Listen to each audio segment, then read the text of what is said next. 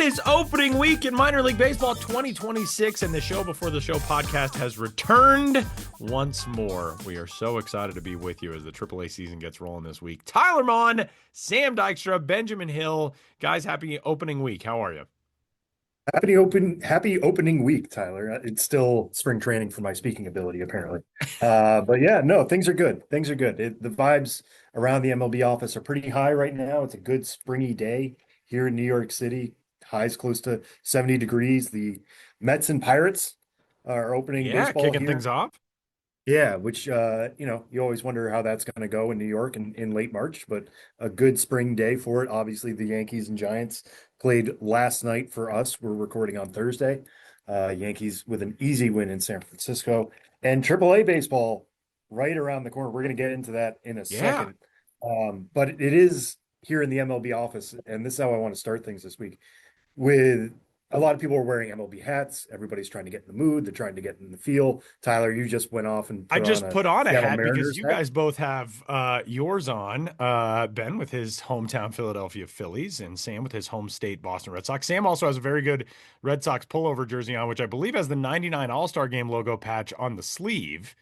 It But does. And that's more of like a throwback. That's like I think of that as like a Carlton Fisk era jersey. I don't maybe know. Maybe they wore those around it's then. a Pedro Martinez jersey on the Ooh, back. It's got the God, I love 45, that which guy. is why I bought it. I love that That guy. and for the patch. I think It's that's the very good. best pitching performance I've ever seen in my life. But I bring Were this you up at with that the All-Star Cats. game?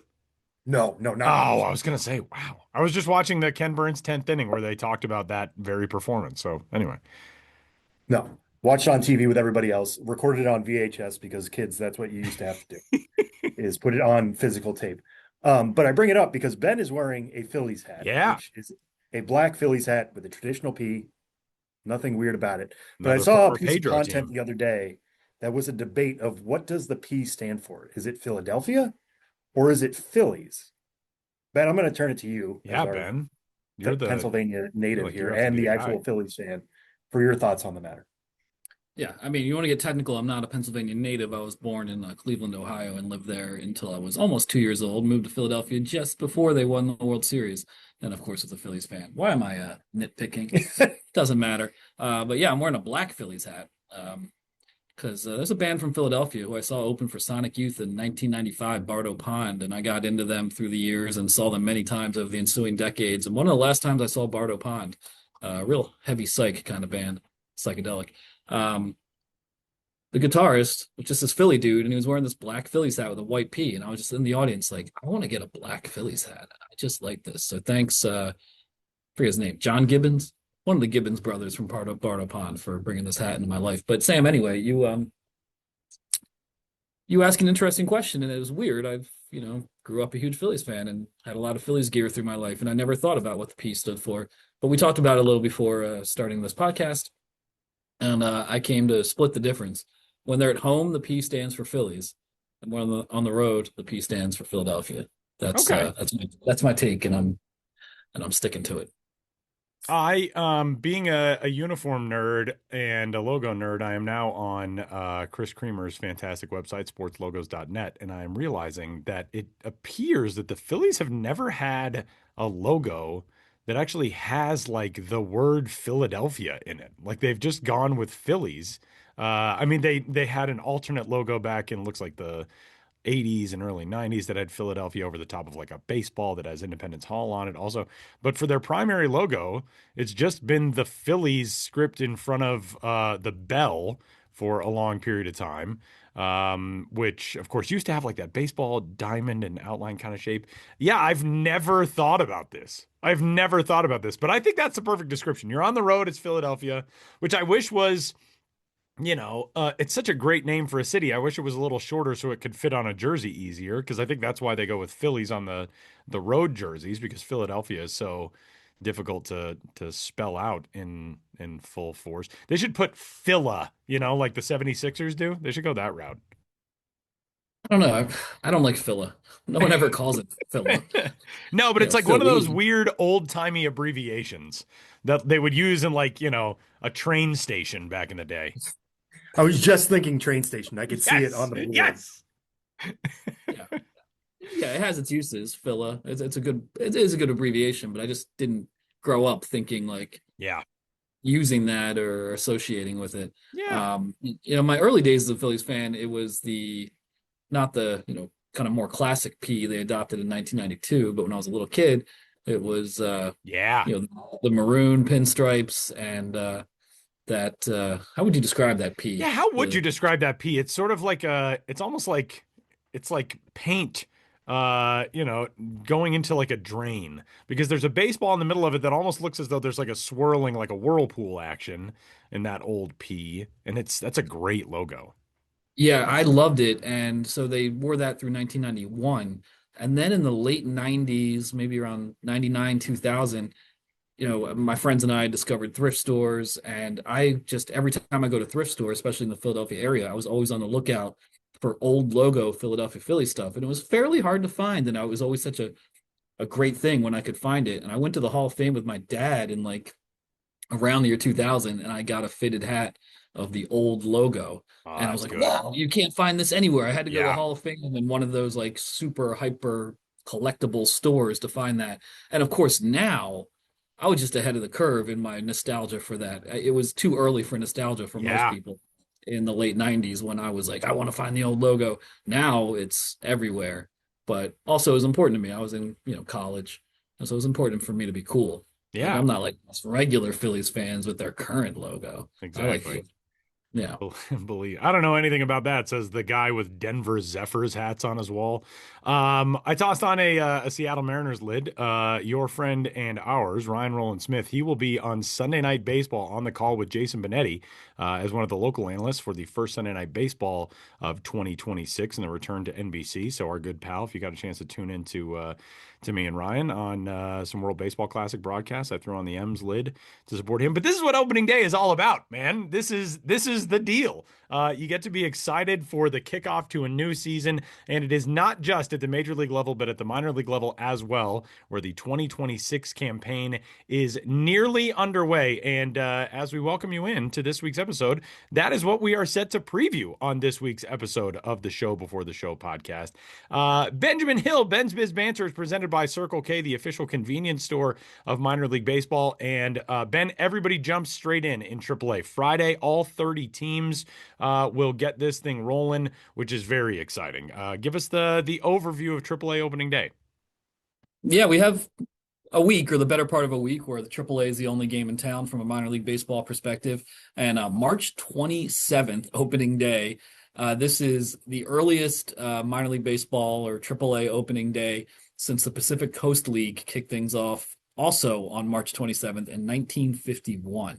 So it's pretty unprecedented to be playing this early. I don't think the International League, with more colder weather markets, has ever kicked off a season this early. So that'll end up being part of the narrative inevitably is teams trying to play games in 34-degree weather or postponing due to snowouts and the weather guarantees get a free ticket if it's not this temperature, trapper hat or warm weather type giveaways, that kind of thing. But this is, and Sam and I worked together on this article. It's the lead item in the latest edition of the Baseball Traveler newsletter, and it'll be on milb.com on Friday. So Sam and I worked together on this collaborative effort, and we start things off with where you have to start it off. Literally, the first game of the minor league baseball season is tomorrow, or if you've listened to this podcast today, right now, basically. Maybe it's going on when the podcast comes out. Who knows? But March 27th, Scranton Wilkes-Barre Rail Riders at Buffalo Bisons, 1:05 p.m.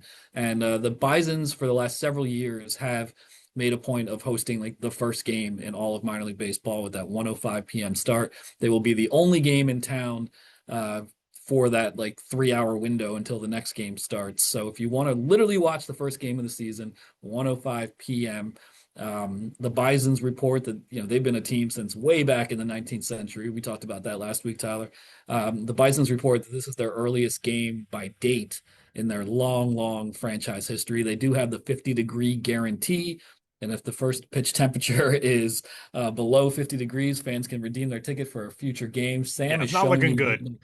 the weather right now. It is high of 33. So 33 tomorrow. yeah. It's not like, oh, 42. Maybe they could Yeah, make it. one 1 p.m., 31 degrees. So Oh, shout out in yeah. advance to every single Bisons fan who comes out in 30 sub-freezing weather. Hopefully they get the game in to see that game. That's the hardcore fans. That's the people we want to respect and admire. Yeah.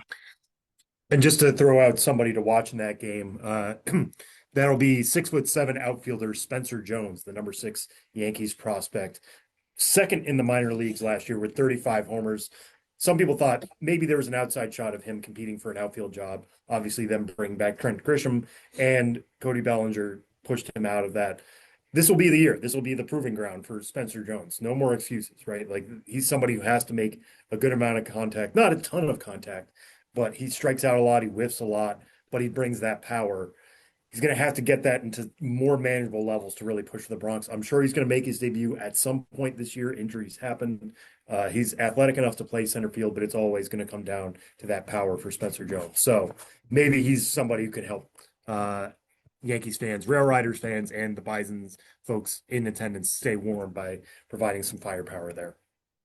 So, AAA opening day nearly upon us with that game number one, which again is going to be quite a heavy lift to get to 50 degrees tomorrow in Buffalo. But Ben, there's a lot more going on in the first days of the AAA season. St. Paul and Indianapolis will be one of the first night games. They are at 6:35 p.m.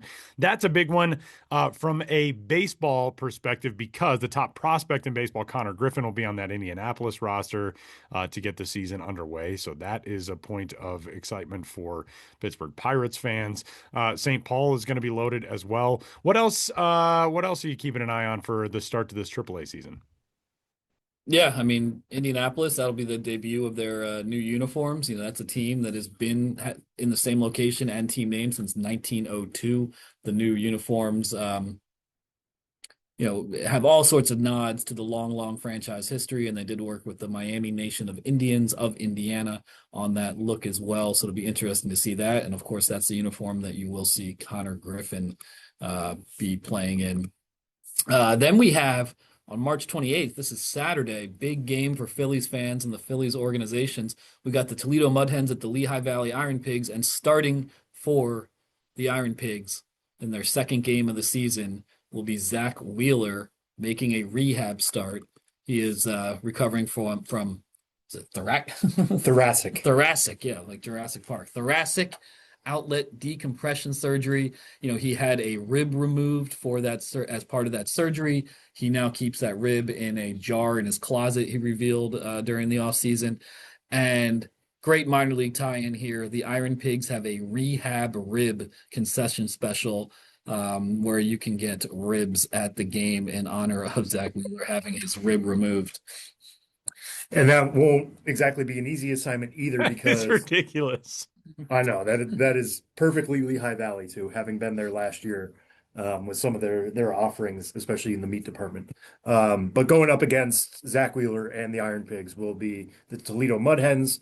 The Toledo Mud Hens will be led by number 10 overall prospect Max Clark, who I know some people got to see a look at in Grapefruit League play this year, and it wasn't exactly his best time there. Struggled a little bit in left field. That might be an understatement.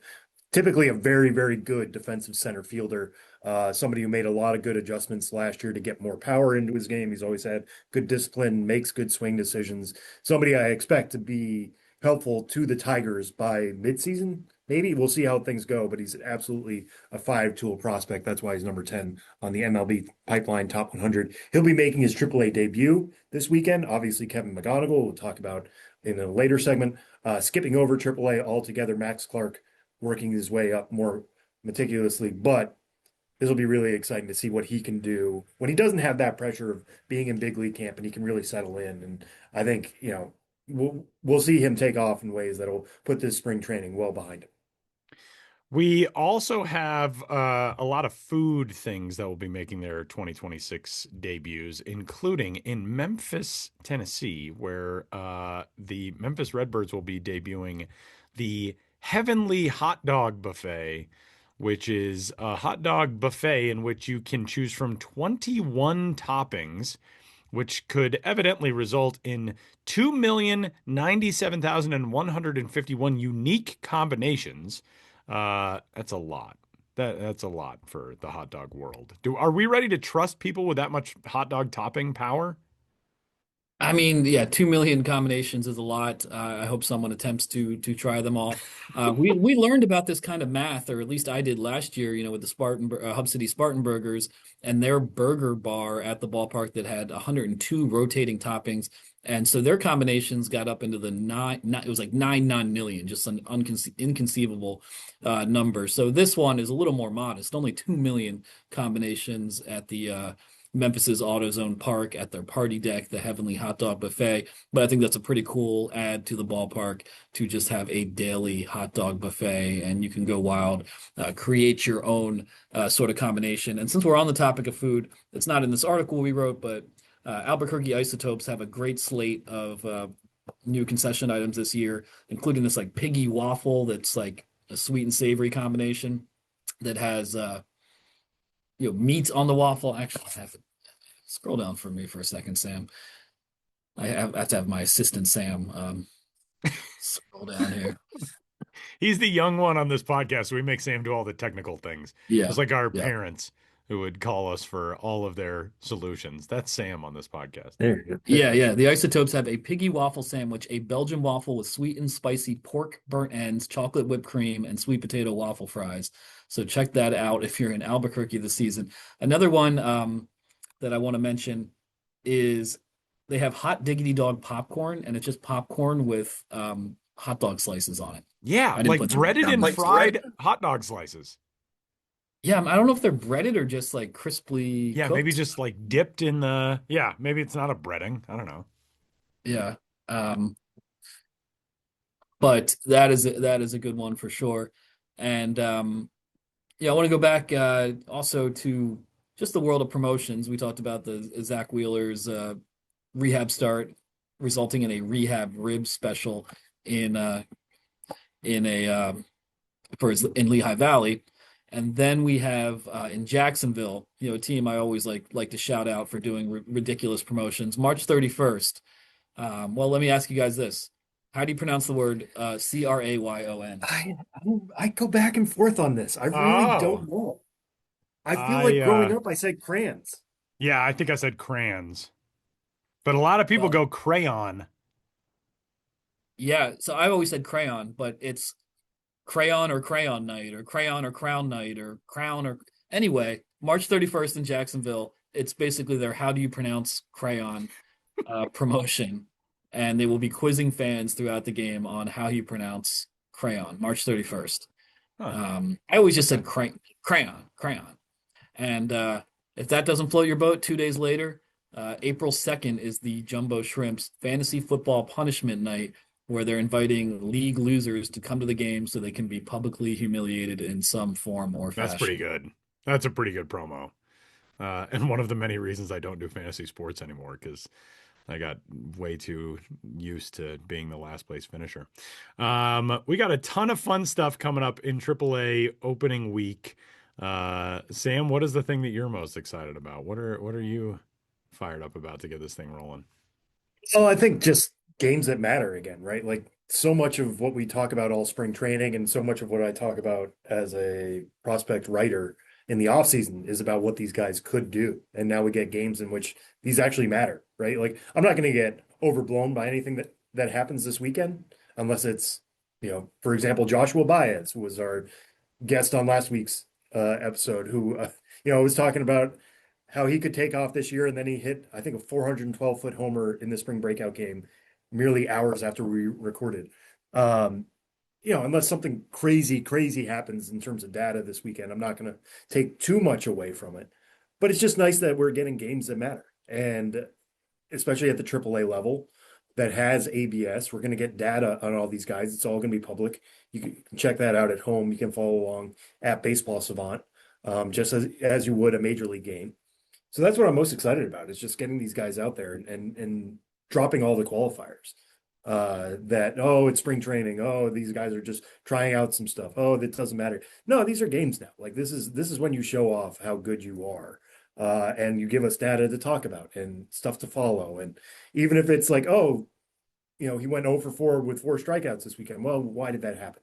Was it he was swinging and missing at a lot of sliders, or was it, he just got unlucky, which doesn't really happen with strikeouts, but still, like it's just nice to be talking about the game again instead of the potential of the game or previewing stuff. Talking about what's happening in the moment. That's what I'm here for.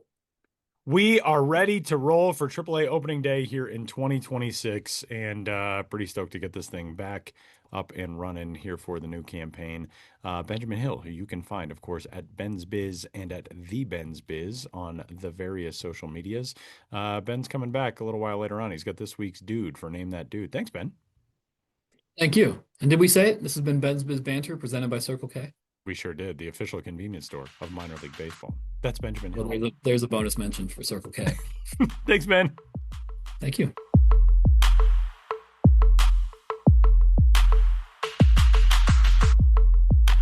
Kicking off the 2026 minor league baseball season tonight, we have today, we have a whole bunch of fun on-field things to discuss, and we're going to kick it off talking about the on-field open to this 2026 season with our very own Sam Dykstra. All right, Sam, we touched a moment ago on one guy who is headed to AAA to start this 2026 campaign. That is Connor Griffin of the Pittsburgh Pirates organization, but we've got some other top prospects who will be at the major league level to get things started. Kevin McGonigal with the Detroit Tigers, JJ Weatherholt with the St. Louis Cardinals, and Carson Benj with the New York Mets. Let's start with those four guys, and specifically Connor Griffin to get things rolling, kicking off the season in AAA. Yeah, I mean, I think this was the one that really everybody was still debating whether this was going to happen or not. And Connor Griffin, of course, being the number one overall prospect in baseball, like there's going to be a lot of intrigue there. I will say I've been on the record that I thought he was the Pirates' best option for a shortstop, and I get it. He had a rough spring.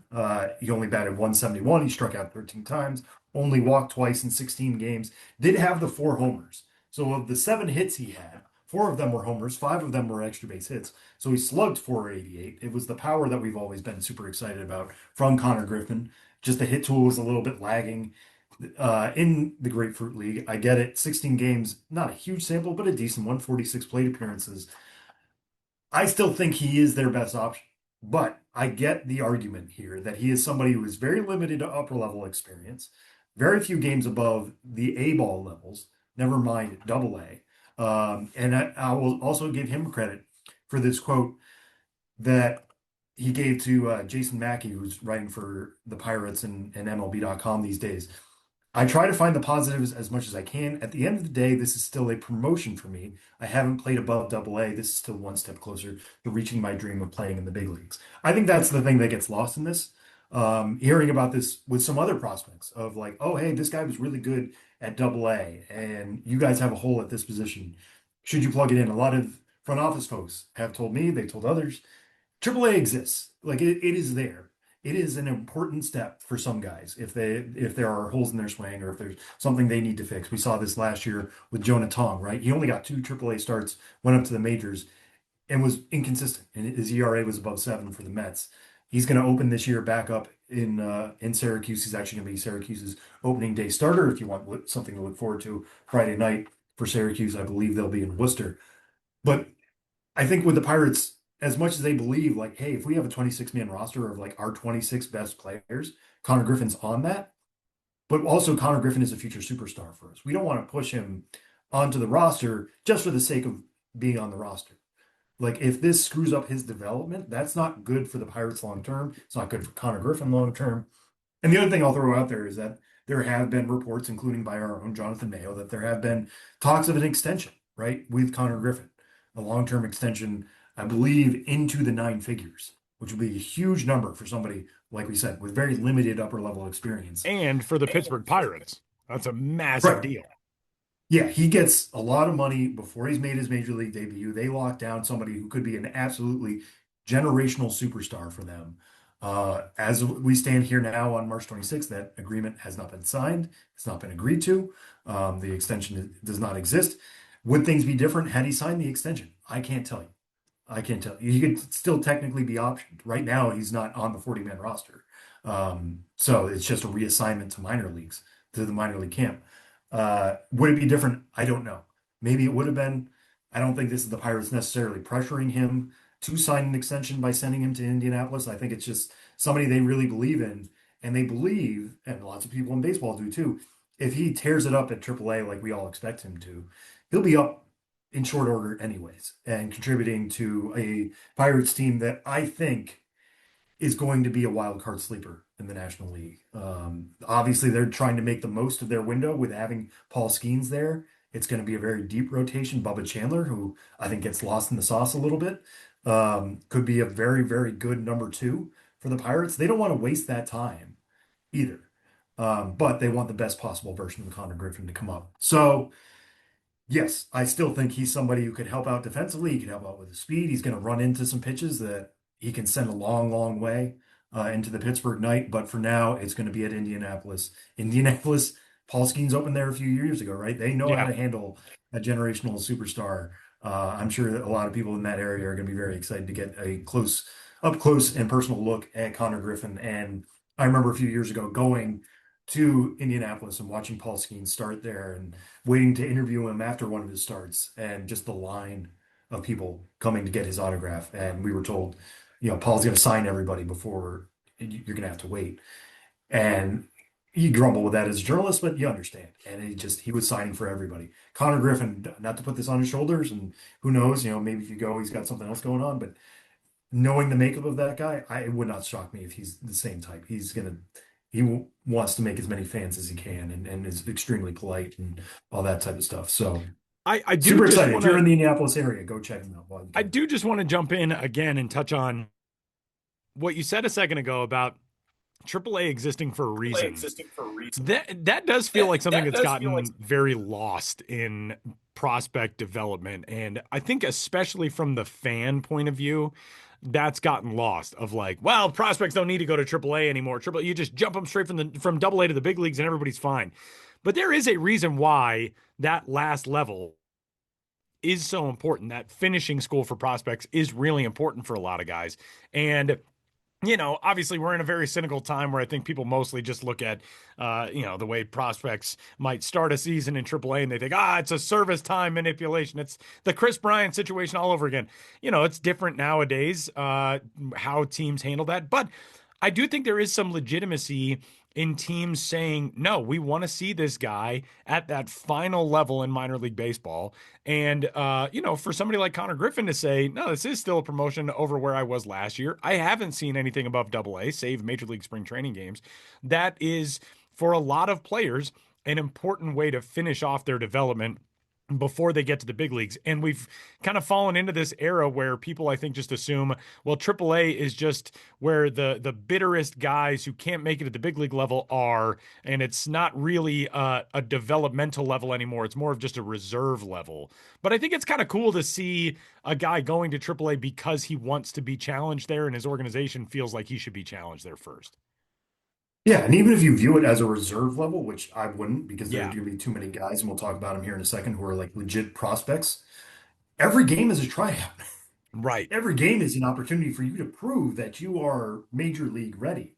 In some cases, it's, your 28, 29-year olds who maybe they have a clause in their contract that they have an out at a certain point if they don't get a major league spot, but like they're trying to compete, they're trying to get you out.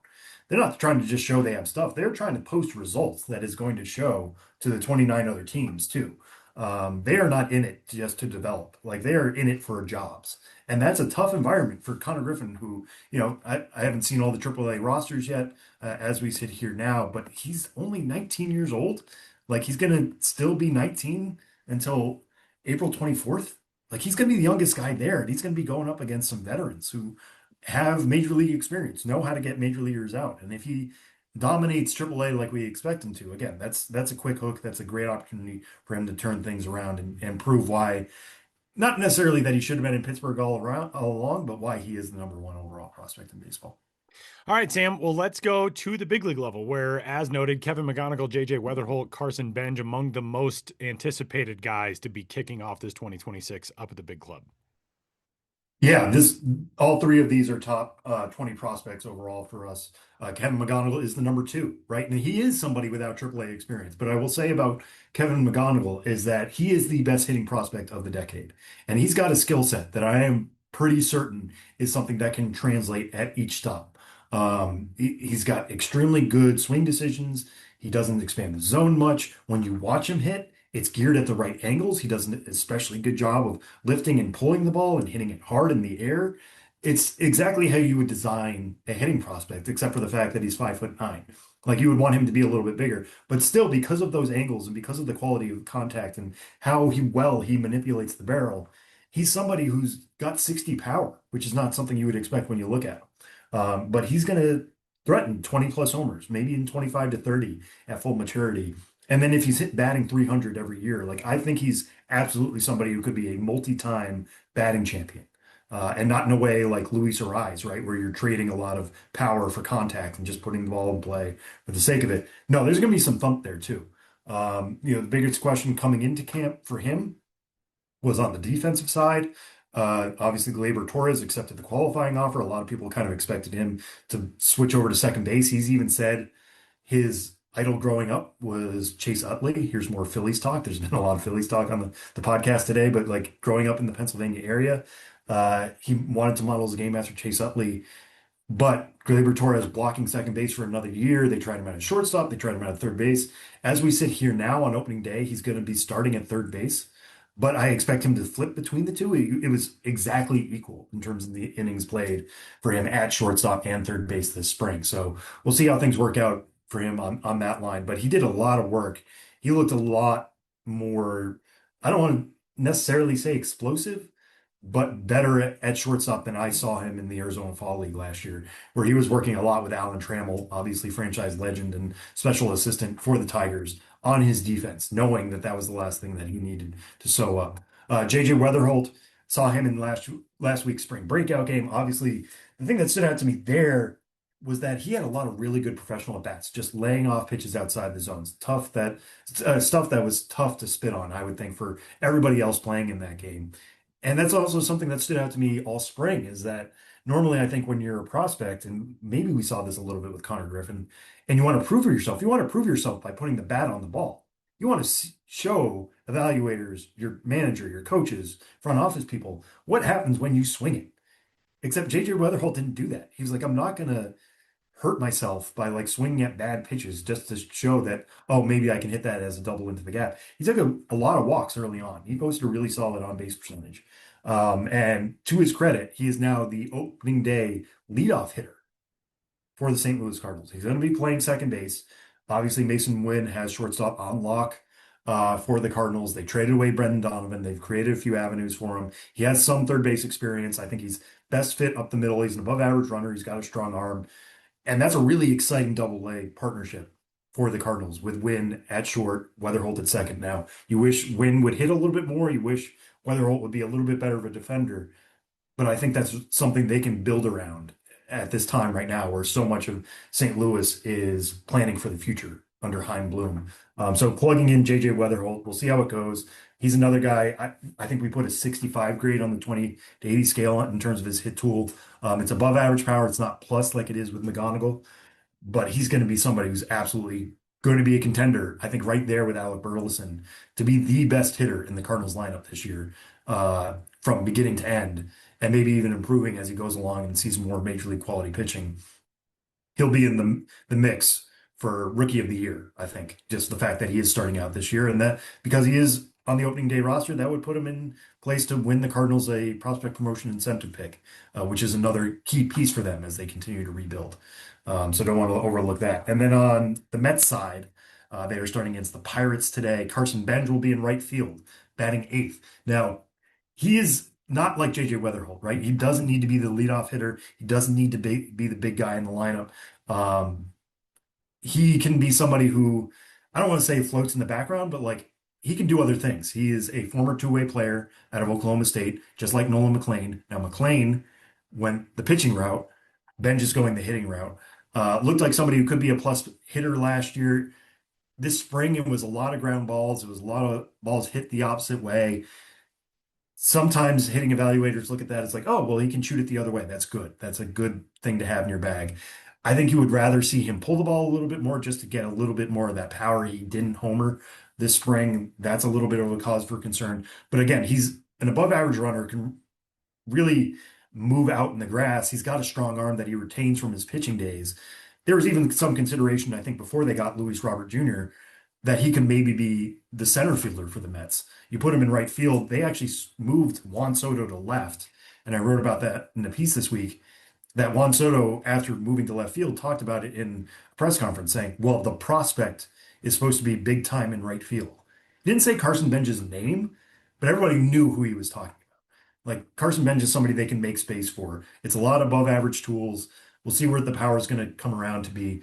But I think he plugs really well into this Mets lineup as somebody could be the long-term right fielder for them. Who knows? Maybe he ends up hitting 280 this year with like 15 to 20 homers and 15 to 20 stolen bases. That's really strong. And that's a key piece to build around with Lindor in that lineup, Soto in that lineup, Bo Bichette, obviously, that they added, Marcus Semien, Jorge Polanco. It's a deep lineup as is. And if Benj can grow into that role, that's another key piece for the Mets trying to win back the NL East. So, some of the biggest names who are on major league rosters to get things started here in 2026.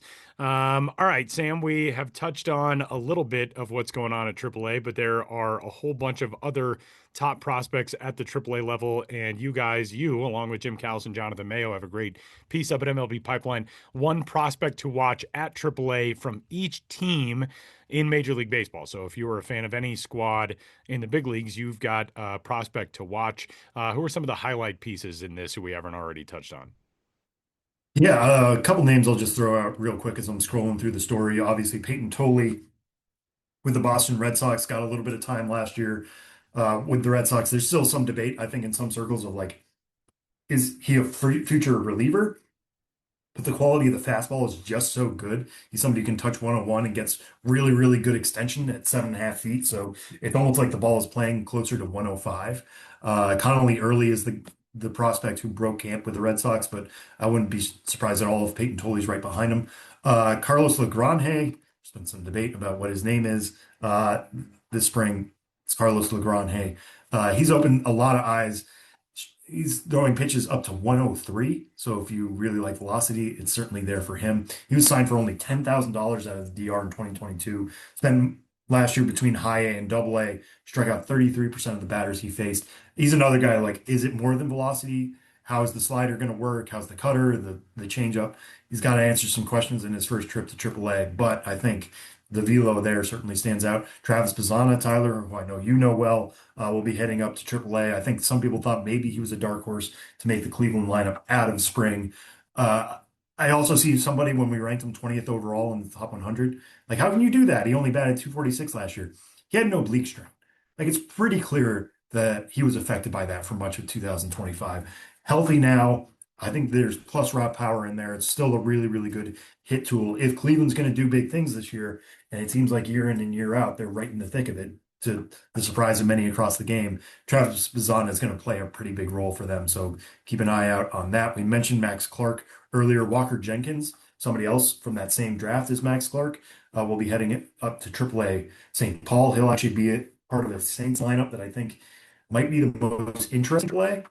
With Kalen Culpepper and Emmanuel Rodriguez, two other top 100 prospects in there. Walker Jenkins, another guy who has really bad injuries. Like he just cannot stay on the field. He hasn't played more than 84 games in either of his first two full seasons. He had a hamstring strain this spring that's held him back. Hopefully he'll be healthy. I know he was getting in some work in the backfields, but another potential five-tool guy if he puts it all together and stays really healthy. Let's see who else we got here. Jonah Tong, we mentioned earlier. He'll be starting the year with AAA Syracuse. He's trying to find either a breaking pitch or a cutter that's going to work glove side. Obviously, he's got that really good riding fastball, and he changed the grip on his Vulcan changeup last year and made that a plus pitch. But he's basically riding that. I think his usage at the major league level is like 88% between the fastball and changeup. He needs something else. Otherwise, he's becoming way too predictive. Joshua Baez with Memphis, we mentioned already early. Last week we had him on the show and we were talking about some of the improvements that he made. If you didn't hear that, I encourage you to go back to listen to it. How he became more streamlined and how he worked with the Cardinals to really break out in 2025, became a 2050 player, only one of two in all of the minor leagues. The other was Connor Griffin. But he's somebody who, you know, even Chaim Bloom has said this. Like he's somebody who they wanted to see tackle AAA Memphis. He was not on the Cardinals top 30 at all this time last year. So as good as a year as he had last year, and as bad of a spring as Jordan Walker did, they want to see Baez absolutely earn it in Memphis. So it might not be a long stay there. If he's crushing, slugging 600 and has 5 to 10 homers in March and April. We could see him by May, but he will at least open the year there. Ryan Waldschmidt, another guy with the Arizona Diamondbacks, I thought was a dark horse to maybe make the major league team. He hasn't seen AAA just yet. What stands out to me there is that the Diamondbacks have said he's going to get a lot of time in center field after he was priority left field at high A last year, starting to mix in center and double A. They like the way the speed plays out there. He talked to me about how he just likes to view the vantage points. He can see the pitches coming. He knows what's getting called. He can prepare appropriately. He's got above average speed.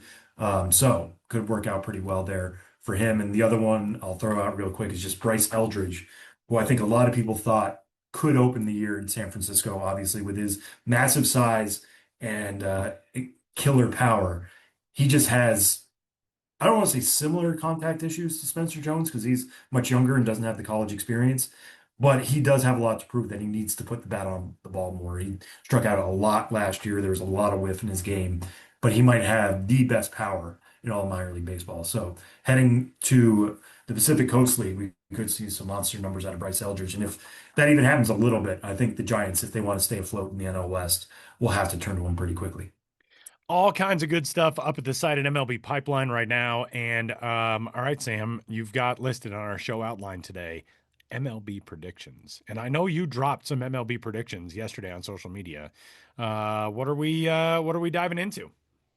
Yeah, let's just, I think we can kind of keep it pretty easy. Tyler, you want to just give World Series predictions just so we're on the record with those? Yeah. And because this is a prospect show, a minor league show, we'll just give Rookie of the Year predictions. We might have more along these Okay. lines next week Okay. for true minor league opening day, but let's just keep it to that. World Series predictions and Rookie of the Year predictions. I'll give mine first because I'm kind of throwing this to you and give you a second to collect your thoughts. Rookie of the Year, I'm going to keep it real simple. American League, I think it's Kevin McGonigal for all the reasons I said earlier. I think he's the best hitting prospect. I know he hasn't seen AAA, but he's going to get a lot of run with his Tigers team. And I think he has every ability to hit 280 plus in his rookie year and eventually get to be a 300 plus hitter at the major leagues. And if he's hitting 20 homers with that and getting as much experience as he will, and if the defense continues to improve, he's going to be a really, really good player this year. Maybe even somebody who threatens for an all-star appearance. So Kevin McGonigal's my pick in the AL, and then the National League. This might be a little bit of a fool's errand, but I'm going to do it anyways. Nolan McLean with Okay. the New York Mets. Obviously, he became like their ace, right? And we saw him in the WBC. He was the only rookie on Team USA's WBC roster. He even started in the championship game against Venezuela. Didn't look quite like the Nolan McLean we saw at the tail end of last year, but he's still got that plus plus sweeper. The curveball is among the spinniest pitches in all of Major League Baseball. I like him more when he's throwing his sinker. I think he got tagged for a good amount of his four-seam fastballs in the WBC. Teachable moment for both him and the catchers who are working with him calling games with the Mets. But it's absolutely like he could be a top five pitcher in the NL this year. Never mind rookies. Everything is there for him. He's got the pitch mix. He's got the quality of individual pitches. Maybe you wish you could work a north-south just a little bit more, but overall, I think everything is there for him to maybe even threaten like Freddie Peralta to be a game one starter in a postseason series for the Mets come the end of the year. So I'm going to go with Nolan McLean. It's always a little touchy choosing pitchers. We've seen this with Trey Savage, right? I think he would have been the favorite in the American League, but he's been dealing with a right shoulder impingement. But I'm going to stick with McLean just because everything there is so good. And then my World Series pick. I guess I'm staying in New York on this one. I'm going to choose the National League team will be the Mets. I think they're just incredibly deep in terms of a farm system, which means they could swing some big trades. I like the additions they made, bringing in Bo Bichette, who's kind of still on a contract year. I think Nolan McLean obviously takes a step forward. I think Jonah Tong helps out this year. Maybe even Jack Leninger helps out this year. Getting Freddie Peralta was a big deal for them. Juan Soto getting him comfortable in year two will be big, and we'll see what Francisco Lindor is going to be coming off the hamate. But I don't think they need him in a way that many other teams would. So I'm going to choose the Mets. And then I think the Mariners are going to take it in the AL. Kind of similar deal, right? Like this is a team that got oh so close last year to going to the World Series for the first time, just couldn't clear it out against the Blue Jays. But bringing back Josh Naylor, another year, Kyle Raleigh, I don't think he's going to be a 60 homer hitter, but if he's like a 45 homer hitter, it's still, one of the best catchers in baseball. I really like the depth of their rotation. I like that they got Kate Anderson and Ryan Sloan, who I think both could make their major league debut by the second half. And they also just have a lot of top 100 prospects that they could trade, right? Like we didn't mention Colt Emerson as somebody who was competing for a job, didn't quite work. He's going to open up at AAA Tacoma. I'm not saying he's going to be traded, but like if anything happens with Brendan Donovan or Cole Young, plug in Cole Emerson, you keep on trucking. And some of their other arms, obviously, they traded Durangelo Sanger to get Brendan Donovan. I think they could be somebody who absolutely is willing to make a big deal at the deadline and cash in some of these pieces to get over the hump. I think that gets lost a little bit sometimes that we just look at the opening day roster and think like, oh, well, this is what it's going to be like at the end of the year. We know that's not true. So I think the Mariners have enough pieces to pull off a big trade, help them improve and get better in July and August, and then keep on trucking and ride that rotation depth, really good lineup all the way through to a World Series title. So I'm going Mariners over Mets. Wow. Mariners over Mets for the World Series.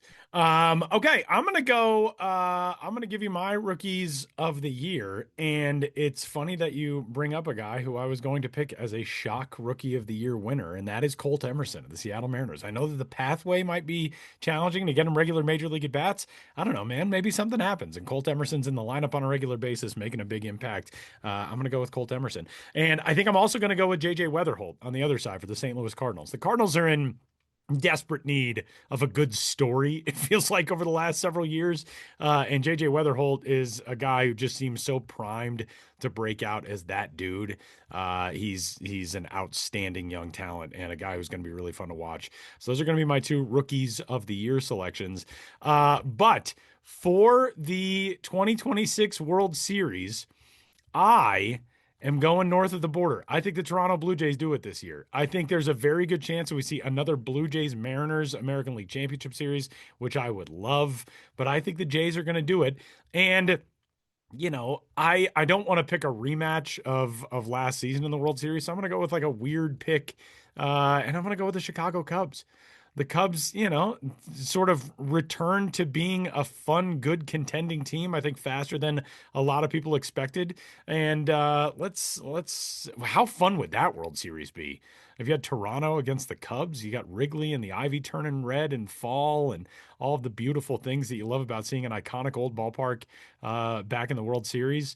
I mean, then we're going to have to listen to Cubs fans for quite some time yet again, as we did after 2016. But hey, man, it's who knows? I am not picking the Cubs to win it, though. I'm picking the Jays to get the job done. So I think this is the year, Toronto. I think you're going to make it. I know you lost Bo Bichette. I know there have been movements on that squad. The roster looks a little bit different than it did in 2025, but I don't know. Something about the Jays losing the World Series in the way they did. I felt like, oh, that team is out for blood in 2026. So I'm going with the Toronto Blue Jays. You know what wouldn't surprise me at all if this is the year that we get Vlad Jr. MVP. Oh yeah, absolutely. Like he kind of steps If into the spotlight on his own. I know he's always been in the spotlight, but he doesn't have Bo Bichette there anymore. Sort of the brotherly engagement that those two had their whole time coming up together and playing in Toronto. It's the Vlad show now, and for a long time it has been the Vlad show to a certain degree. But now that he is the dude, yeah, that wouldn't surprise me if we see a season where Vlad hits 340 with an 1100 OPS, and it's like, oh right, he's the greatest hitter that any of us have seen in this modern era. Yeah, just think about like what he was during that postseason run. Yeah, You yeah. you would sit there, or I would, and just think, okay, when is Vlad coming up? Because that's going to be a very tough out. Like he's going to pound the ball in a way that you have to plan for now. And so much of what they were doing revolved around him in a way that we always thought could happen, kind of predicted would happen, obviously, with the fact that he was a top overall prospect in the game globally. But to see it come together last year, get a little bit of taste of that, and then obviously perform for the DR this spring, I think there's a lot of momentum for Vlad Jr. just going absolutely supernova in 2026. This is going to be a fun major league campaign here in 2026. And that will do it for our on field discussion for this week's episode of the Show Before the Show. But that just means we have actual player conversations coming up. And Sam's going to tee them up for us. What do we got, Sam?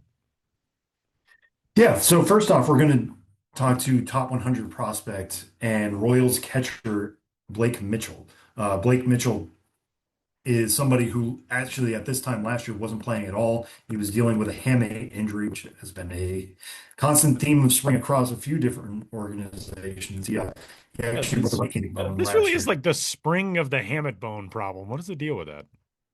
I don't know if there's any theme to that other than I think it's just luck. Like Just weird hamate is timing. something yeah, I just hear a lot about them generally with prospects. So now it's just kind of bubbling to the major league level. But the fact that they were two big stars that did it in Corbin Carroll and Francisco Lindor obviously puts a bigger spotlight on it. Anyways, Blake Mitchell last year dealt with a hamate injury. There were some setbacks from that as he went along, and really struggled at high A quad cities after that. Struck out 32.9% of the time. Went to the Arizona Fall League, and was still struggling a little bit, but I was there for one game in which he hit a home run at 116.5 miles per hour, which only Bobby Witt Jr. hit one harder among Royals major leaguers. He Pretty won at good. 117.5 last year. Yeah. So he's Pretty got good. that in the tank. He's continued to show it this spring, honestly. I think he's got a couple homers above 110. So it seems like the hand strength is coming back. So it's good to check in with him in Surprise, Arizona.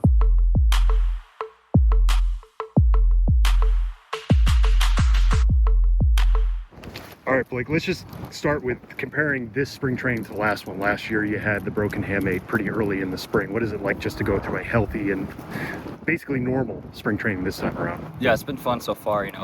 Glad to stay in one piece so far this year. Trying to get as many at-bats as I can, trying to learn as much as I can. I had a good time while I was in big league camp, learning from all those guys, just trying to be a sponge, just taking it all in. What was the most eye-opening part of being in big league camp?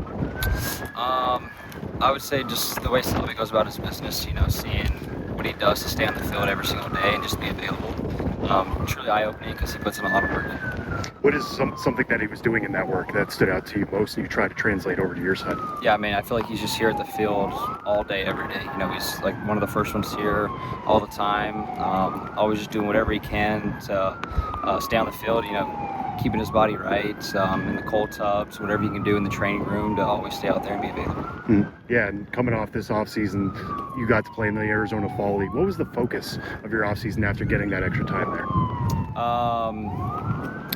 I feel like the fall league went pretty well for me. So just staying with that, continue to compete, just keep my body healthy, try to stay as athletic as possible, just staying consistent with all my work. At what point last year did the hand feel fully back? I would say around the middle of fall league is actually whenever it felt, like it didn't bother me at all. It bothered me the rest of the season and, the first couple weeks of fall league, and then after that, kind of just forgot about it, and it didn't really bug me anymore after that. Just went back to playing ball. So what does that do for you? Does that free you up to get off more A swings, or how does that translate onto the field? Yeah, it clears up everything mentally and physically. It just allows me, like you said, just get my A swing off all the time, not be worried about, it's going to hurt on this pitch, this certain location. It's just not, I'm just playing free and, trying to hit the ball hard every single time. I think you had an exit velocity, what was it, 116 plus on a homer there. Just what did that do for you in terms of your confidence going into the offseason? Yeah, it definitely boosted it, seeing those numbers jump back up, because they always talk about how the hamate, zaps some of that power for a little bit, but to see the power come back, just boost my confidence, allowed me to just, play freely and just flow. Was that something they were talking to you about when the injury initially happened, of like, hey, this is going to be a long process even when you are back in terms of getting the power back? Yeah, they didn't really mention much about the power. I just read about it on my own, saw that the power might dip down a little bit, but they were just talking about it's going to take a while, to get back fully healthy. And now it's been, a year plus of surgery, and I, finally feel back to normal. How has the art of catching changed since even you entered pro ball? I know it wasn't that long ago, but it feels like every year there's a new technique for catching. How has it changed in your eyes? I say it's been pretty similar for the most part. The main focus is receiving, just trying to steal as many strikes as possible, keeping the body quiet, calling games back there, making smart decisions, just having a reason for everything that you do. Yeah, and then you got a taste of ABS, the challenge system, in the fall league. What did you experience that? And were you getting a lot of questions about it from major leaguers, of guys who haven't tried it yet? Oh yeah, we had a meeting about it in spring training. Guys wanted some input on it, but a lot of the guys asked the AAA guys because they've been through it for however many years. So they relied on them, for most of the input. How do you feel like it's going to affect the catching position? I feel like we're gonna have to be locked in on every single pitch. Just try to catch it to our best abilities. If the hitter thinks it's a strike, obviously, however the challenge system is gonna work. Just be consistent back there, just trust it, and just be tight with the umpire, telling them how you truly feel, and then trying to win those challenges whenever you think it's a strike. And I feel like you've always had pretty strong swing decisions. How much of that comes from your catching eye and just somebody who's surrounded by pitches on your defensive side as well? It definitely helps, seeing all those pitches behind the plate, just getting used to it, learning the umpire strike zone that day, because I feel like on the daily it changes, whatever they like that day. So just getting that feeling back there and seeing as many pitches as possible definitely helps on the plate. And you talked about Salvi. He's been the shining example for catching in this system for so long. But Carter Jensen making the majors last year, Ramon Ramirez, another really strong catching prospect. What is it about the Royals in catching? Like, what do they do to make that a strength in this pipeline? They're always it's a big focus on catching. Everybody wants to be like Salvi. He's been doing it for so long. So we have a great example to look up to in the big leagues. So when we're out there striving every day, it's, look what Salvi does, see how he works, and then just, go out there and be our best. And as you look forward to this year, what are your expectations for 2026? Just play hard, try to stay healthy the whole year, do my best to go out there and compete every single bat, not give up any free Bs, any free games, just be locked in the whole time.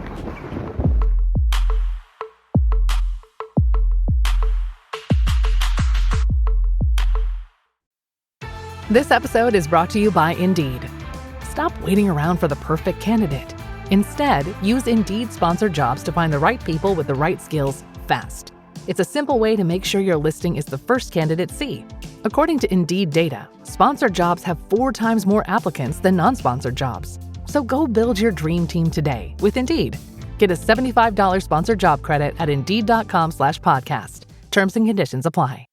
Our thanks again to Blake Mitchell for that quick conversation from Surprise, Arizona. I also chatted in Florida with another catching prospect, the number 27 prospect in the Washington Nationals organization, Caleb Lomavita. And I want to talk to him for a couple different reasons. Obviously, the Nationals right now undergoing a rebuild, new front office, pretty much completely remade under Paul Tivoni coming over from the Boston Red Sox. And everything I've heard about what's going on there, what I've seen going on there, is that there's just a lot more data going around, and there's just different philosophies on how to teach player development, how to get the best out of their players. And also, one thing that stood out to me, or has stood out to me, is last year the Nationals were not very consistent in how they taught catching. There were times when they were preaching to catchers, you should get on one knee. There was times when they were being told, or at least the minor league catchers, don't be on one knee, get in the crouch. Like, we're going back to old school. When teaching is that inconsistent, it's difficult for somebody like Caleb Lomavita, who was a 39th overall pick in 2024 coming out of Cal. It's his first full season. It's difficult to be a consistent defender when that's going on. So it was good to grab him, talk to him about some of the changes, talk about what he's been working on in his second spring training and where he thinks he can go from here. So here's my chat with Caleb Lomavita from West Palm Beach, Florida. All right, let's just start this being your second spring training. What is it like to go through this process for a second time, having gone through it last year? I'm a lot more comfortable for sure. I know the guys here. There's a lot of new faces and a lot of new staff, but I am more comfortable realizing that this is going to be a long season and this is the time to work on stuff. So failing is a now thing. Trying to work on my craft. Yeah, I feel like catchers are always the most busy people in spring training. What is it like to go through that from your perspective? Well, when you love the game, catching's a little easier. Showing up at 6:30, getting your lift in before everyone else even gets here, and then like starting your day before the sun goes up. If you didn't love the game, then you shouldn't be a catcher. I think having a group of guys like Harry, Cabert, Riley, Trace, Millie, all them try to push me in the right direction and lead me down a good path to help me be successful is really helpful as well. It's not that they needed to be a little more patient with me. It was more like, hey, this is what the standard is, and this is how we're going to go out of business. Yeah, and you talked about there being new faces here. Just what is the atmosphere in camp, getting to know guys in the front office, guys on the major league staff, guys in player development? As a catcher, you're going to have to get to know everyone, whether it's a new pitcher on the mound, whether somebody's had an off season where they're changing stuff. It's like you're meeting a new guy. I think meeting new people is a tool you need to have as a catcher, and you need to develop it early, because trades happen, guys get let go, and spots open up. So if you're not able to see the guy on the mound, create that relationship pretty quickly, and work with him throughout a game that you're both trying to be successful in, is huge for a catcher. So it's been pretty easy on my part. Yeah, what do you feel like under this new player development group in front office is the biggest thing they can help unlock in your game? Not being afraid to fail. I mean, they've had my back when I was succeeding, but also they're there when I'm failing. They're congratulating me, trying to see me break barriers, receiving, throwing, pitch selection, whatever it is. Like they have my back. They're right behind me when I fall, and it's just a great feeling, because you can play free and you can play to the best of your ability. And I know they're trying to work with pitchers, tweak some of their usage. There's been fewer fastballs, it seems like, thrown on both sides. What is it like working with them on that and that goal? The game is progressing. Hitters are getting better. Pitchers are getting better. And I think just to see the trajectory of this game is cool. We are the future. And I don't see a problem with change, because we've seen now we have an ABS system. You can challenge an umpire. It was kind of frowned upon for a catcher to try to show up an umpire for a call, but now like it's an actual thing where you can just tap your helmet and it shows up on the big screen that the umpire is wrong. So you kind of it's changing, and it's crazy because we're all trying to figure it out, right? Yeah.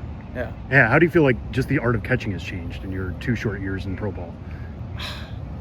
I started catching in college, so I knew what I knew from college, and the game hasn't changed drastically since then. I'd say the past 3 years, it was receiving has gone up, because receiving can change games, counts. A 2-1 count is a lot different than a 1-2 count, and pitchers just like to be ahead more. And I think it's the little minute details that I think has changed over the years, rather than the way it's played. Yeah, there's a lot of talk of being 1 knee down and how that affects receiving. What other things have you worked on to improve that part? We have a lot of new drills. We have a web glove, pocket awareness. Pocket awareness was a big key for me, making sure that I'm catching the ball, because that's the number one priority. If a catcher can't catch a ball, then he's not doing his job. So making sure that I can catch the ball in the pocket every time, and then I can play with the ball. I can make it move. I can make it. I can dunk it. So baby steps first.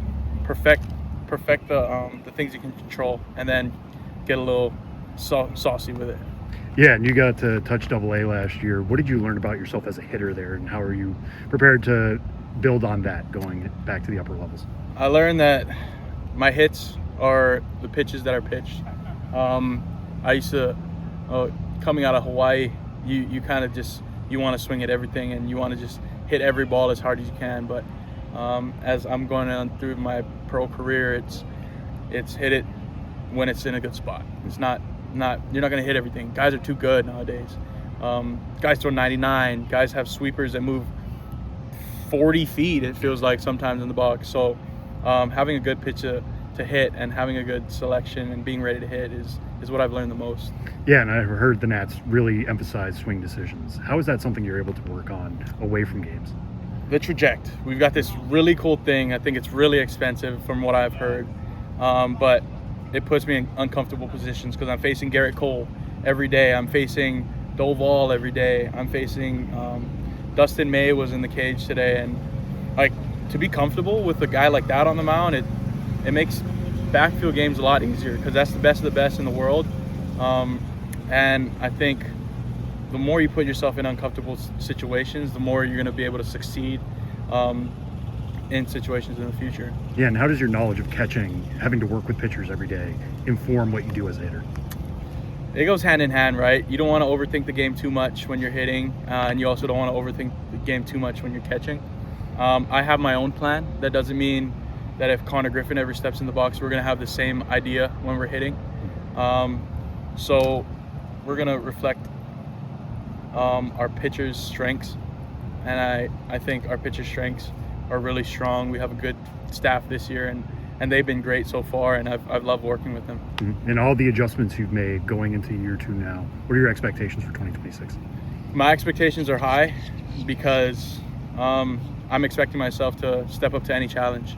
It's not a numbers goal. It's not a reachable, see how many hits I can get goal. It's step up to the plate, challenge yourself, and don't be afraid to fail. That's what I'm trying to do this year.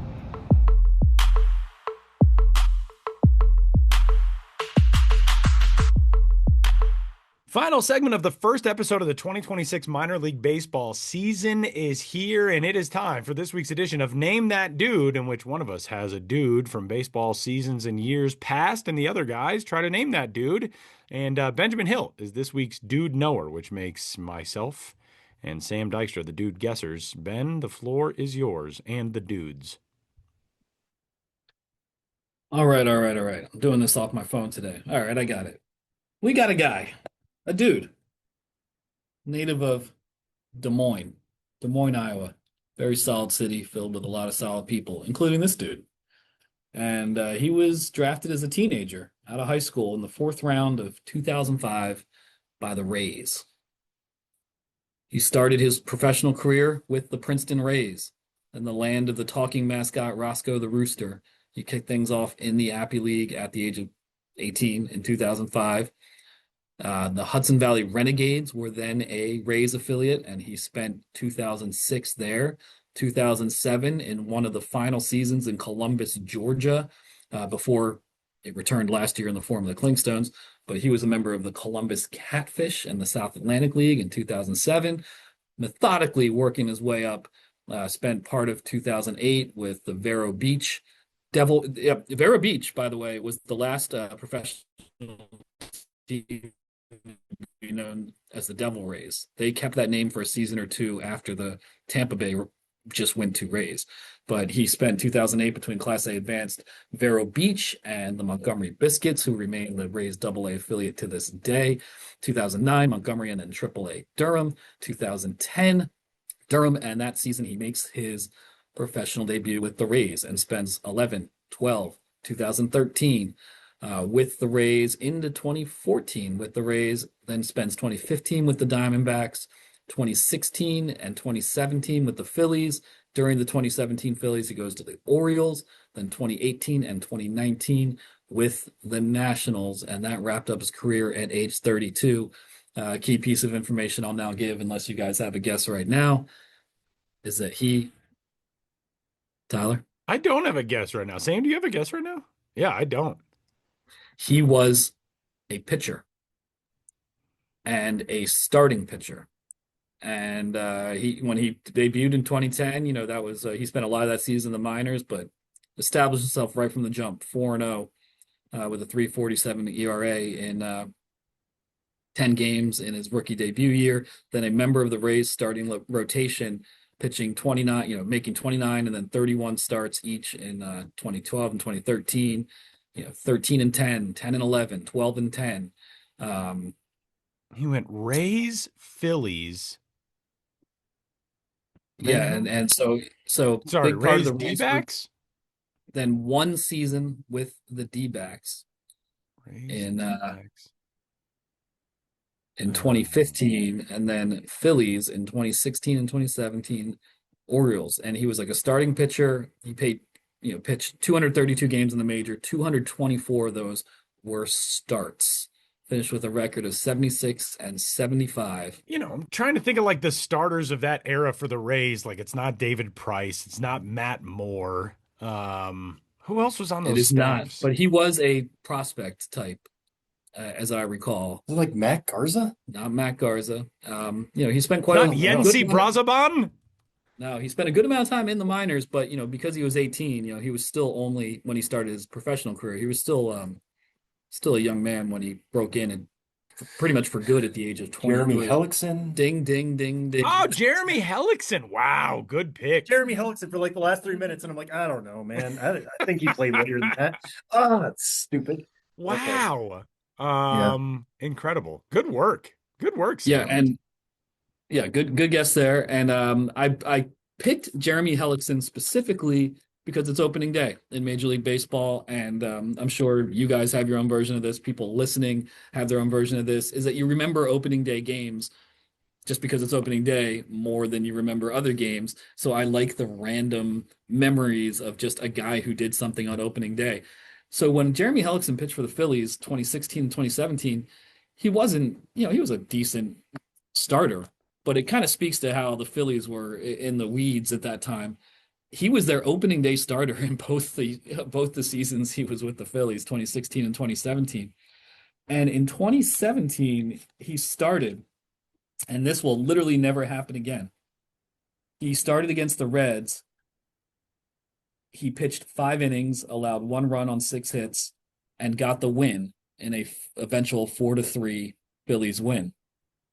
So he pitched 5 innings, got the win. In the 6th inning, in the top of the 6th inning, however, this was a road game for the Phils. The Phillies, he hit a 2-out RBI triple to give the Phillies a 4-1 lead, and then came out of the game because he was so gassed from hitting a triple in the 6th inning. So his box score as a starting pitcher is 5 innings, but he also hit an RBI triple that turned out to be the difference in an eventual 1-run win in the 6th inning, but he didn't come back out for the bottom of the 6th, even though he was clearly going to because he batted at the top of the 6th. But after he That's the ran most the opening third. day thing. Like a pitcher had to run 3 bases and he was gassed. Yeah, his day so was done. they took him out not necessarily because of his fatigue on the mound, but because of his fatigue hitting a triple. And when I That is researched pretty this great. just a little bit, didn't I write it down? I thought I wrote it down. But there was a great thing. It was like he was the first pitcher to hit a triple on opening day since somebody Sanford with the San Francisco Giants in 1963. It'll never happen again. I assume that Jeremy Hellickson, wherever you are, you will always be the last pitcher to hit a triple on opening day, and for that, I salute you. I mean, it's possible Ohtani Well, could be. Shohei, okay. Yeah. Sorry, I didn't mean to be negative. You're absolutely right. I just normal pitchers, not Normal the people. greatest Yeah, right. players to ever live. That is pretty cool though, Jeremy Hellickson. Also, I threw out Yensi Brazaban. He was apparently never a Ray. Who's the Rays early 2000s? There was a Rays pitcher that had a name that included a Z in it. I'm pretty sure. Carlos Zambrano? No. Let's see. I'll look it up. I'm sure I'll find whoever it was. Somebody who had one of those names that you just remember as a name that dude sort of guy. Yeah, I'm sure I'll find it. This is fascinating radio for anybody tuned in. Radio? What year is this? All right, you guys. I guess that'll do it for this week's episode of the show before the show.